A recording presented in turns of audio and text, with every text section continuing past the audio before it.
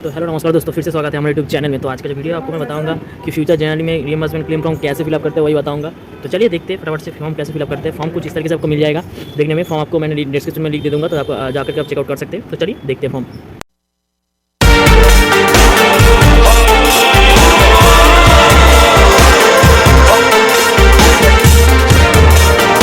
तो basically form कुछ तरीके से देख सकते हैं यहाँ पे। फ्यूचर जनवरी का जो रीइंबर्समेंट क्लेम फॉर्म है, इसका लिंक मैंने डिस्क्रिप्शन में दे दिया है, चेकआउट कर सकते हो वहाँ पे। तो बेसिकली यहाँ पे प्राइमरी इंश्योर जो होता है उसका डिटेल्स फिलअप करना पड़ता है। मेनली प्राइमरी इंश्योर का मतलब क्या होता है, जो मेनली प्रोपोजर जिसके नाम में मेडिक्लेम है उसी का डिटेल्स फिलअप करना होता है इधर।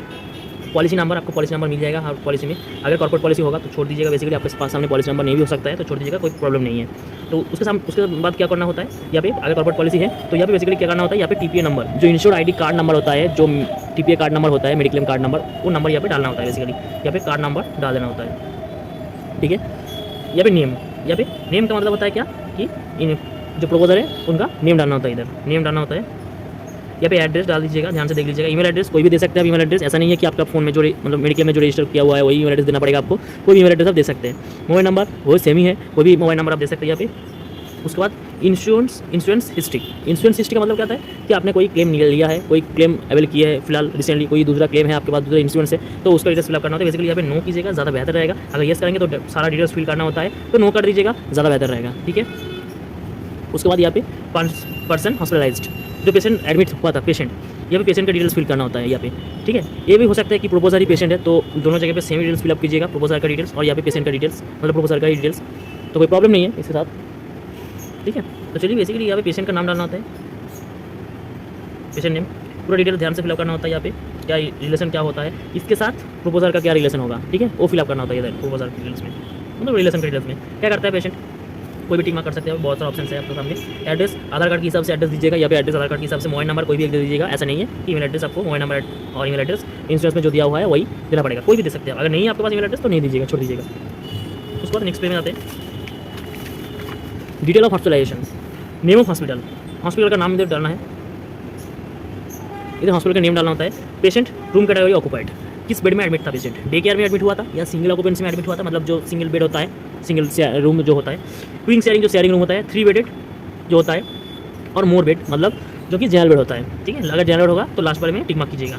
हॉस्पिटलाइजेशन किस वजह से हुआ था, इंजरी मतलब जो होता है कि इमरजेंसी पर्पस जो इंजरी हुआ उसके हिसाब से एडमिशन हुआ। इलनेस का मतलब होता है जो जितना सारा इमरजेंसी पर्पस जो एडमिशन है सभी को इलनेस बोलते हैं। मैटरनिटी पता ही आप लोगों को, डिलीवरी या प्रेगनेंसी के रिलेटेड। डेट ऑफ इंजरी, अगर इंजरी में टिक मार्क कीजिएगा, यहाँ पे टिक मार्क कीजिएगा तो ये डिटेल फिलअप करना होगा, ठीक है।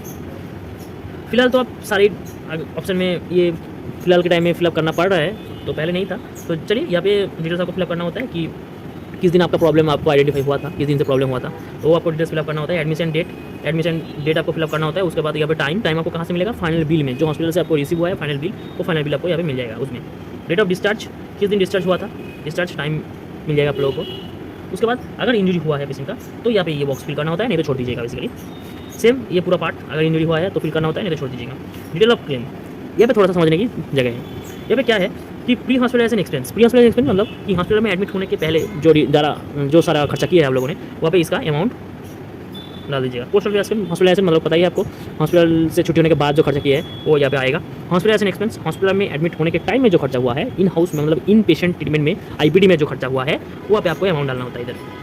एम्बुलेंस चार्ज पता ही आप लोगों को, बेसिकली यहाँ पे कुछ नहीं करना है, छोड़ देना है ज़्यादा। यहाँ पे pre hospitalisation period, post hospitalisation ये आपको थोड़ा सा फिल करना होता है। प्री हॉस्पिटलाइजेशन पीरियड ज़्यादातर 60 डेज मिलता है और 90 डेज पोस्ट हॉस्पिटलाइजेशन मिलता है आपको बेसिकली, ठीक है। उसके बाद आपको यहाँ पे टोटल कॉस्ट लिख देना है, यहाँ पे टोटल कॉस्ट लिख देना है आपको, टोटल अमाउंट लिख देना है यहाँ पे, ठीक है। उसके बाद यहाँ पे जो है ऑप्शन है क्या क्या आप दे रहे हैं, पूरा लिस्ट दिया हुआ है इधर, वो आपको फिल करना होता है, टिक मार्क करना होता है क्या क्या लिस्ट दे रहे हैं आप, क्या क्या डॉक्यूमेंट्स दे रहे हैं आप। यहाँ पे आपको बेसिकली डिटेल्स ऑफ बिल, जो बिल जहाँ से इशू हुआ है उसका नाम डालना है, यहाँ पे बिल नंबर डालना होता है। हर बिल में होगा बिल नंबर, रिसीट नंबर होगा ही होगा। डेट जिस दिन में बिल इशू हुआ है उसी दिन का डेट होगा। इशू बाई जहाँ से आप बिल ले रहे हैं, जिस हॉस्पिटल से बिल ले रहे हैं, हॉस्पिटल का नाम, अगर मेडिसिन शॉप से कुछ मेडिसिन खरीद रहे हैं तो मेडिसिन शॉप का नाम इशू बाई लिखना होगा आपको, अमाउंट लिख देना होगा इधर इस साइड में। उसके बाद यहाँ पे टोटल अमाउंट डाल देना होगा। उसके बाद आपको पैन कार्ड डिटेल्स, जो पैन कार्ड, अकाउंट नंबर, जो डिटेल्स, बैंक डिटेल्स डालना होता है। यहाँ पे ज़्यादातर कोशिश कीजिएगा जो प्रोपोजर है उसका डिटेल्स भरने का, ज़्यादा बेहतर रहेगा आपके लिए, ठीक है। यहाँ पे प्रोपोजर डिटेल्स आपको ज़्यादातर बेहतर रहेगा आपके लिए, ठीक है। वो ध्यान से थोड़ा सा देख लीजिएगा। उसके सामने यहाँ पे डेट, जिस दिन आप फॉर्म फिलअप कर रहे हैं उसी दिन का डेट दीजिएगा। कोई ऐसा प्रॉब्लम नहीं है कि किस दिन का डेट देंगे किस दिन नहीं देंगे, वो प्रॉब्लम नहीं है। जिस दिन फिलअप कर रहे हैं उस दिन का डेट दीजिएगा, कोई प्रॉब्लम नहीं है। आज 19 तारीख है तो हम 19 डेट दे देंगे। सॉरी थोड़ा सा पेन, अरे यार, ठीक है, पेन थोड़ा सा खत्म हो गया पेन का, तो इसलिए यहाँ पे सिग्नेचर, बेसिकली यहाँ पे कोई भी सिग्नेचर कर सकते हैं। सिग्नेचर करके रिलेशन दे दीजिएगा। यहाँ पे कोई भी सिग्नेचर कर सकते हैं, ऐसा नहीं है जो पेशेंट का ही करना पड़ेगा, कोई भी कर सकते हैं यहाँ पे सिग्नेचर। उसके बाद क्या फॉर्म आता है, पार्ट बी। ये फॉर्म आपको हॉस्पिटल से फिलअप करवाना होता है। ये part B, filled by hospital, ये हॉस्पिटल से फिलअप करवाना होता है आपको। यहाँ पे आप जो हॉस्पिटल से आपको डिस्चार्ज सामान मिला है वो डिस्चार्ज सामान लेकर के आपको हॉस्पिटल में कॉन्टैक्ट करना होता है। ये हॉस्पिटल से पूरा फिलअप कर देगा। पूरा फॉर्म हॉस्पिटल का पार्ट है। ये पार्ट बी जो फॉर्म होता है हॉस्पिटल का पार्ट होता है। ये लिखा गया है फील्ड बाय हॉस्पिटल, तो हॉस्पिटल से फिलअप करवा लीजिएगा। उसके बाद आपको बेसिकली क्या करना होता है, सारा कुछ ओरिजिनल डॉक्यूमेंट्स दे करके आपको जमा कर देना होता है, ठीक है। यहाँ पे सिग्नेचर कर देना होता है। यहाँ पे नीचे की साइड में पार्ट बी में सिग्नेचर की जगह है, आप लोगों को सिग्नेचर कर दीजिएगा। और सारा कुछ ओरिजिनल बिल्स, ओरिजिनल डिस्चार्ज सामान जरा सब कुछ है आपको जमा करना होगा डायरेक्टली इंश्योरेंस कंपनी में आपको, ठीक है। और एक कॉपी जेरोक्स कर लीजिएगा, जरूर आपके पास रखिएगा, ठीक है।